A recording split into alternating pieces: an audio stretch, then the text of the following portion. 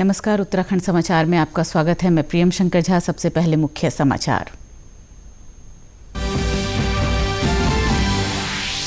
Google for India event में CEO सुंदर पिचई ने की भारत में 75,200 करोड़ रुपए के निवेश की घोषणा। सूक्ष्म और मध्यम व्यवसायियों के लिए प्रसार भारती के साथ होगी साझेदारी। सीबीएसई के साथ मिलकर 10 लाख टीचर को भी शिक्षित करेगा गूगल।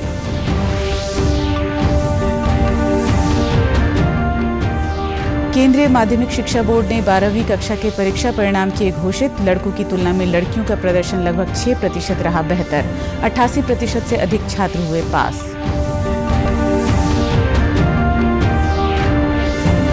मुख्यमंत्री त्रिवेंद्र सिंह रावत ने पंचायत प्रतिनिधियों के साथ किया ई-संवाद। कहा, आत्मनिर्भर भारत में पंचायतों की भूमिका महत्वपूर्ण। कोविड-19 से लड़ाई में पंचायत प्रतिनिधियों के योगदान की सराहना भी की।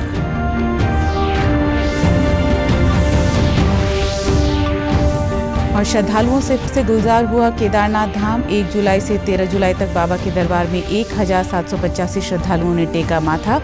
यात्रा मार्ग पर ऑल वेदर रोड परियोजना के काम ने भी पकड़ी रफ्तार। अब खबरें विस्तार से। गूगल ने घोषणा की है कि वह भारत में 10 अरब डॉलर यानी करीब 75,200 करोड़ रुपए का निवेश करेगा। इसकी घोषणा कंपनी के सालाना गूगल फॉर इंडिया इवेंट के दौरान हुई, जो इस बार डिजिटल तरीके से हुआ। इसमें गूगल के सीईओ सुंदर पिचई ने कहा कि वह भारत में आने वाले 5 से 7 सालों में 10 अरब डॉलर का निवेश करेंगे। इस राशि का इस्तेमाल हिंदी, तमिल और पंजाबी सहित अन्य भारतीय भाषाओं में सूचनाओं को हर देशवासी तक पहुंचाने के लिए किया जाएगा। इसके अलावा भारतीय लोगों की जरूरतों को पूरा करने वाले नए प्रोडक्ट्स एवं सर्विसेज के विकास के लिए भी इस फंड का इस्तेमाल किया जाएगा। Today, I'm excited to announce the Google for India Digitization Fund. Through this effort, we will invest 75,000 crore rupees, or approximately $10 billion, into India over the next 5 to 7 years. We will do this through a mix of equity investments, partnerships, and operational infrastructure and ecosystem investments. This is a reflection of our confidence in the future of India and its digital economy. Google ने सूक्ष्म और लघु व्यवसाय के लिए प्रसार भारती के साथ साझेदारी की है। इसके तहत दूरदर्शन पर एक एडुटेनमेंट सीरीज प्रसारित की जाएगी। ये सीरीज छोटे कारोबारियों के लिए होगी। इसके साथ ही गूगल ने सीबीएसई के साथ भी साझेदारी की है। इस कार्यक्रम के तहत साल के अंत तक 22,000 स्कूलों के 10 लाख अध्यापकों को मिश्रित शिक्षा प्रणाली के लिए सूक्ष्म बनाया जाएगा। लगभग 10 लाख शिक्षकों को निःशुल्क प्रशिक्षण देने का सीबीएसई के माध्यम से जो काम किया है, उसके लिए भी मैं उनको धन्यवाद देना चाहता हूं। और जो आगे उसने हिंदुस्तान की धरती पर निवेश करके हिंदुस्तान के ज्ञान और विज्ञान को उस माध्यम से, उस रास्ते से प्रौद्योगिकी और डिजिटलीकरण के माध्यम से और सशक्त बनाने का एक संकल्प लिया है। मेरी शुभकामना। वहीं प्रधानमंत्री ने भी गूगल के मुख्य कार्यकारी अधिकारी सुंदर पिचाई के साथ बातचीत की। अपने ट्वीट में प्रधानमंत्री ने कहा कि उन्होंने पिचाई के साथ विशेष रूप से भारत के किसानों, युवाओं और उद्यमियों के जीवन को बदलने में प्रौद्योगिकी की शक्ति पर चर्चा की। प्रधानमंत्री ने कहा कि वे शिक्षा और डिजिटल भुगतान जैसे क्षेत्रों में गूगल के योगदान से काफी प्रभावित हुए हैं। केंद्रीय माध्यमिक शिक्षा बोर्ड सीबीएसई की 12वीं की परीक्षा में एक बार फिर से लड़कियों ने लड़कों से बेहतर प्रदर्शन किया है। बोर्ड ने यह परीक्षा परिणाम आज घोषित किए। लड़कों की तुलना में लड़कियों का प्रदर्शन लगभग 6% बेहतर रहा। इस वर्ष 88% से अधिक छात्र उत्तीर्ण हुए, जो पिछले वर्ष की तुलना में 5% अधिक है। तिरुवनंतपुरम क्षेत्र का प्रदर्शन 97.67% के साथ सर्वश्रेष्ठ रहा, जबकि पटना क्षेत्र का स्थान 74% के साथ सबसे नीचे रहा। वहीं मानव संसाधन विकास मंत्री डॉक्टर रमेश पोखरियाल ने ट्वीट कर छात्रों को बधाई दी। परीक्षा परिणाम बोर्ड की वेबसाइट cbseresults.nic.in पर देखे जा सकते हैं। मुख्यमंत्री त्रिवेंद्र सिंह रावत ने पंचायत प्रतिनिधियों के साथ ई-संवाद किया। आत्मनिर्भर भारत के निर्माण में पंचायत प्रतिनिधियों की भूमिका को महत्वपूर्ण बताते हुए उन्होंने कहा कि देश के समग्र विकास के लिए गांव का विकसित होना जरूरी है। मुख्यमंत्री ने कोविड-19 से लड़ाई में पंचायत प्रतिनिधियों के योगदान की सराहना भी की। उन्होंने कहा कि पंचायत प्रतिनिधियों ने एक योद्धा की तरह अपनी भूमिका का निर्वहन किया है। इसके साथ ही मुख्यमंत्री ने पंचायत प्रतिनिधियों से आह्वान किया कि यह समय डेंगू का भी है। इन 3 महीनों में डेंगू से बचाव के लिए भी विशेष सतर्कता की आवश्यकता है और लोगों में जागरूकता होना बेहद जरूरी है। अपने संवाद में मुख्यमंत्री ने कहा कि भारत नेट फेज 2 से हर गांव तक इंटरनेट पहुंचेगा। हरिद्वार के बाद अब भारत नेट फेज 2 परियोजना में राज्य के बाकी 12 जनपदों में इंटरनेट की सुविधा पहुंचाई जाएगी। मुख्यमंत्री ने कहा कि प्रदेश में लोगों को रोजगार के अवसर बढ़ाने के लिए मुख्यमंत्री स्वरोजगार योजना शुरू की गई है। इस योजना के तहत 150 तरह के कार्य किए जा सकते हैं। प्रदेश में सीमांत एवं लघु कृषकों के लिए 3 लाख रुपए तक का ऋण ब्याज मुक्त दिया जा रहा है। इसके साथ ही राज्य में सरकारी सेवा में विभिन्न पदों पर भर्ती प्रक्रिया जारी है। ई संवाद कार्यक्रम में मुख्यमंत्री ने कहा, अभी संकट का दौर है, ऐसे में आर्थिक गतिविधियां भी जरूरी हैं। सभी को एहतियात बरतते हुए काम करना होगा। ई संवाद कार्यक्रम के बाद जिलाधिकारी रंजना राजगुरु ने कहा कि मुख्यमंत्री की बातों को अमल में लाने का धरातल पर प्रयास किया जाएगा।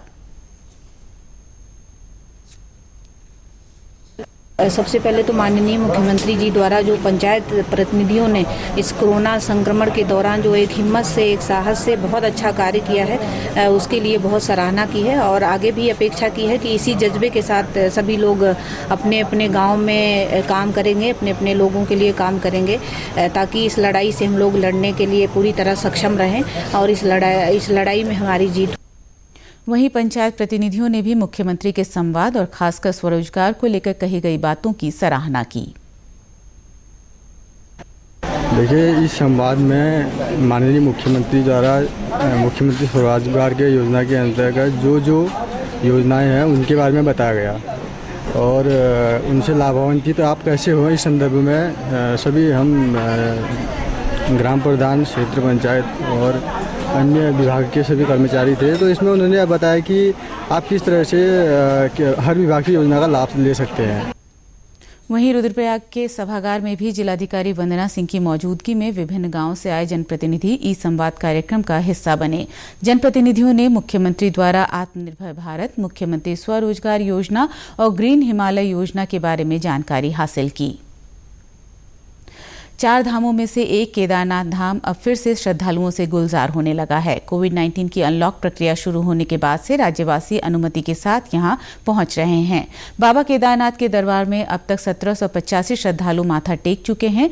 वहीं 1 जुलाई से 13 जुलाई तक चारों धामों के लिए कुल 10,194 ई पास जारी किए जा चुके हैं। बहुत अच्छा लगा, मन को बहुत शांति मिली। प्रशासन का भी अच्छा बंदोबस्त है, जो कि हमें भोजन वगैरह सब बहुत बढ़िया मिला और सबसे बड़ी बात तो ये है कि हमें बहुत तसल्ली से दर्शन हो गए, जो कि हमारे लिए बहुत ही भाग्य की बात हमारे लिए बात है। बहुत ही बढ़िया लग रहा है, इससे बढ़िया दर्शन नहीं हो सकते थे जितने आज शांति से दर्शन हुए हैं। वहीं 4 धाम यात्रा मार्ग पर ऑल वेदर परियोजना का कार्य भी अब शुरू हो चुका है। कोरोना महामारी के कारण घर वापस जाने से मजदूरों की संख्या में कमी जरूर देखने को मिली थी, लेकिन हालात अब सामान्य होते जा रहे हैं। अब आई है सर कि 15-16 तारीख को सब लेबर पहुँची है यहाँ और क्या नाम कुछ दिन क्वारंटाइन भी रहे हैं। बहुत दिक्कत हुई सर, लेबर पहुँच नहीं पा रही ना पूरी अभी भी कम आ रखी है लेबर, तो अब चल रहा है काम, कोई दिक्कत नहीं सर। पहले वाली स्पीड है आपकी सर, उससे भी और ज़्यादा अच्छी होगी सर। मजदूरों के आने से अब ऑल वेदर निर्माण का कार्य फिर से गति पकड़ने लगा है। हालांकि निर्माणदायी संस्थाओं को अब भी बड़ी मात्रा में मजदूरों की जरूरत है। आगामी 4 धाम यात्रा के देखते हुए और डीएम साहिबा का सहयोग रहा, मुझे परमिशन मिली और मैं आश्वासन देता हूं कि युद्ध स्तर पे ही काम होगा और पहले से भी मैं बेहतर काम करके दूँगा। यहाँ पे 30 से 35 लेबर लाए हैं, जिसमें कम से कम 100-150 और मुझे लेबर की ज़रूरी है। अगर वो लेबर आती है तो और ज़्यादा हम मतलब फोर्स लगा के काम करेंगे। पिथौरागढ़ के जिला अस्पताल में जिलाधिकारी विजय कुमार जोगदंडे ने मानसिक स्वास्थ्य परामर्श केंद्र का उद्घाटन किया। इस दौरान उन्होंने परामर्श केंद्र को दी जाने वाली सुविधाओं का जायजा भी लिया। जिलाधिकारी ने बताया कि कोरोना काल के दौरान वापस लौटे प्रवासियों को हुई मानसिक समस्या से मुक्ति दिलाने के उद्देश्य से इस केंद्र की स्थापना की गई है। मानसिक स्वास्थ्य परामर्श केंद्र एक प्रारंभ किया है। सुबह 8 बजे से 2 बजे तक यहाँ पर ड्यूटियाँ नियुक्त किए जाएंगी और वो टेलीफोनिक व्यवस्था के आधार पर जो है टेली काउंसलिंग व्यवस्था के आधार पर सभी से परामर्श दिया जाएगा। और ऐसे व्यक्ति जो कि मानसिक स्वास्थ्य की दृष्टि से बहुत ही उनको समस्या का उनमें प्रभाव नज़र आ रहा है, ऐसे व्यक्तियों को काउंसलिंग के लिए जिला अस्पताल में बुलाकर उनके साथ चिकित्सक के साथ उनसे वार्ता कराकर उनका काउंसलिंग किया जाएगा। इस दौरान जिला अस्पताल के सीएमएस ने बताया कि परामर्श केंद्र में 3 काउंसलर नियुक्त किए गए हैं। ये सभी सुबह 8 बजे से दोपहर 2 बजे तक लोगों की काउंसलिंग करेंगे। इस दौरान मानसिक रोगों से जूझ रहे व्यक्तियों का निःशुल्क उपचार किया जाएगा। कोरोना की वजह से लोग बार बार हाथ धो रहे हैं, उसमें इस तरह की बीमारियां होती है कि जैसे हाथ धोने की बीमारी हो गई, ऑब्सेसिव कंपल्सिव डिसऑर्डर कहते हैं इसको। इस तरह की प्रॉब्लम होती है, किसी को डिप्रेशन हो रहा है क्योंकि कामकाज लोग के छूट गए हैं, बेरोजगारी बढ़ गई है, तो इससे लोगों को प्रॉब्लम हो रही है। तो इस तनाव को मुक्ति दिलाने के लिए हमारे यहाँ में 3 काउंसलर तैयार है, ये हमेशा तत्पर रहेंगे। 8 से 2 तक इनकी ड्यूटी रहेगी। जहां एक ओर कोरोना के नए मामले हर दिन सामने आ रहे हैं, वहीं दूसरी ओर मानसून के मौसम में डेंगू जैसी बीमारी ने दस्तक दे दी है। धर्मनगरी हरिद्वार में डेंगू और कोविड-19 की रोकथाम के लिए प्रशासन पूरी तरह मुस्तैद नजर आ रहा है। जिलाधिकारी सी रविशंकर ने जानकारी दी कि जागरूकता अभियान के तहत डेंगू की रोकथाम के लिए मोहल्ला, वार्ड और जोन स्तर पर कमेटियां बनाई गई हैं। ये कमेटियां घर घर जाकर लोगों को जागरूक करने के साथ ही जांच और सर्वे भी कर रही हैं। अभी डेंगू का जो सीज़न भी शुरू हो गया है, बारिश काफ़ी मात्रा में जो है अभी शुरू हो रही है। प्रत्येक घर घर जा कर के इसको जागरूकता दिलाने के लिए एक अभियान चला रखे हैं। इसमें परिवारों का जो है 20 लाख लोगों का जो है हमने अभी तक कवर किया है। लगभग 4 लाख परिवार है, उनका जो है प्रत्येक परिवार में जा कर के जागरूकता दिए हैं और जहाँ जहाँ लार्वा पाया जाता है वहाँ पे नष्ट भी किए हैं। तो इस प्रकार का जागरूकता अभियान बढ़ा रहे हैं और रेगुलरली जो है इसको मॉनिटर करने के लिए ऊपर से नीचे तक एक सिस्टम बना दिया है। डेंगू का जो है जब लोड बढ़ेगा, इनकेस अगर बढ़ेगा, तो फिर जो है हमारे पास फ़िलहाल प्रत्येक हॉस्पिटल में कुछ बेड्स जो है आइसोलेशन वार्ड टाइप का जो है डेंगू के लिए रखा है, एयरमार्क करके रखा हुआ है। हरिद्वार जिला अस्पताल के प्रभारी मुख्य चिकित्सा अधिकारी राजेश गुप्ता ने बताया कि सभी सरकारी अस्पतालों में डेंगू के लिए अलग से वार्ड आरक्षित किए गए हैं। उन्होंने बताया कि डेंगू होने पर मरीज को चढ़ाए जाने वाले प्लेटलेट्स के संग्रहण के लिए जल्द ही मशीन स्थापित की जा रही है। मशीन लगने के बाद प्लेटलेट्स की जरूरत पड़ने पर तीमारदारों को अन्य जिलों का रुख नहीं करना होगा। जो डेंगू है प्रतिवर्ष आता है, उसके लिए हमारे जो जिला अस्पताल में है वो वार्ड रिजर्व रखे जाते हैं डेंगू मरीजों के लिए। वो सारी व्यवस्था हमने कर ली है, जांचों की संपूर्ण व्यवस्था है और साथ ही हम अब ब्लड बैंक में शीघ्र ही हमारी प्रक्रिया चल रही है एफेरेसिस मशीन के लिए। जो पहले हमारी प्लेटलेट शॉर्टेज हो जाती थी, नहीं मिल पाती थी पूर्ण रूप से, तो उस मशीन अगर सीख से सीख लगवाने की कोशिश कर रहे हैं, लग जाएगी तो जनता को उसका भी लाभ मिलेगा। नैनीताल जिले के नथुआ खान के रहने वाले जितेंद्र बिष्ट और उनका परिवार पिछले 15 सालों से जड़ी बूटी की खेती करने के साथ उनसे उत्पाद भी बना रहा है। इस साल कोरोना महामारी के कारण बिष्ट परिवार की ये मेहनत अब प्रवासियों के लिए भी वरदान साबित हो रही है। गांव वापसी कर रहे युवा उनके पास से पौधे और अनुभव ले जाकर हर्बल खेती के जरिए अपनी आजीविका को मजबूत कर रहे हैं।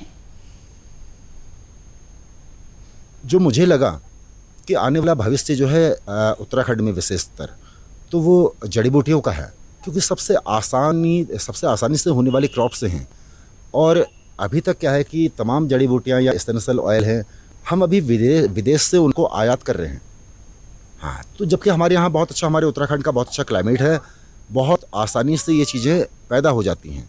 हाँ, तो यदि जो लोग साथी लोग जो इस पर लगेंगे तो हम जहाँ पर भी हमको उनको मार्गदर्शन करना पड़ेगा, मोटिवेट करना पड़ेगा या उनको पौधों को उपलब्ध कराना पड़ेगा, तो वो मेरा प्रयास रहेगा कि जहाँ तक यथासंभव हम उनको प्रयास करवाएं, हम उनको उपलब्ध करवाएं।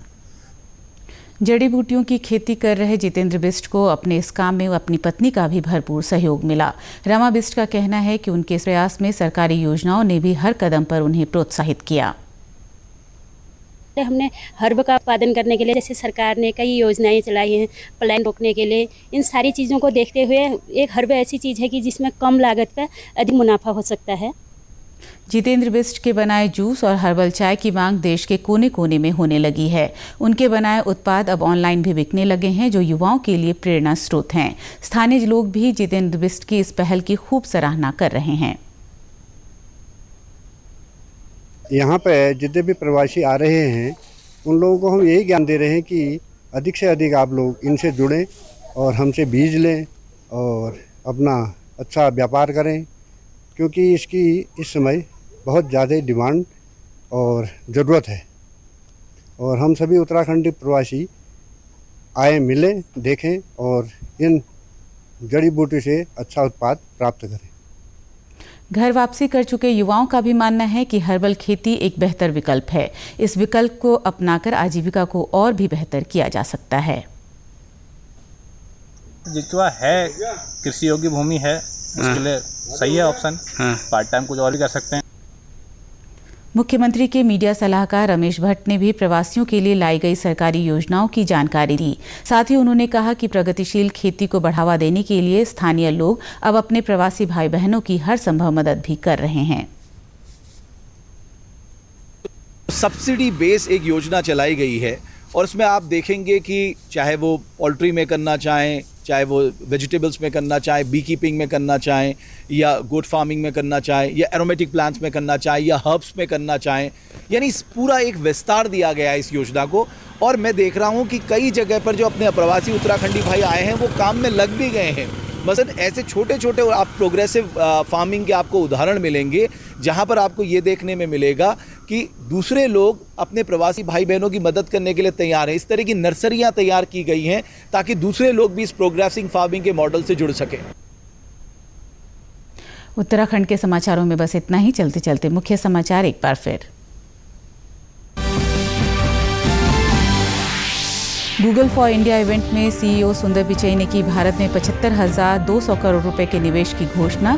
सूक्ष्म मध्यम व्यवसायियों के लिए प्रसार भारती के साथ होगी साझेदारी। सीबीएसई के साथ मिलकर 10 लाख टीचर को भी शिक्षित करेगा गूगल।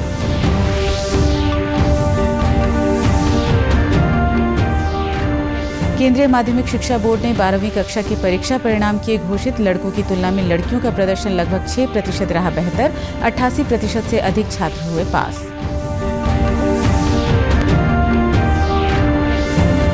मुख्यमंत्री त्रिवेंद्र सिंह रावत ने पंचायत प्रतिनिधियों के साथ किया ई-संवाद। कहा, आत्मनिर्भर भारत में पंचायतों की भूमिका महत्वपूर्ण। कोविड-19 से लड़ाई में पंचायत प्रतिनिधियों के योगदान की सराहना भी की।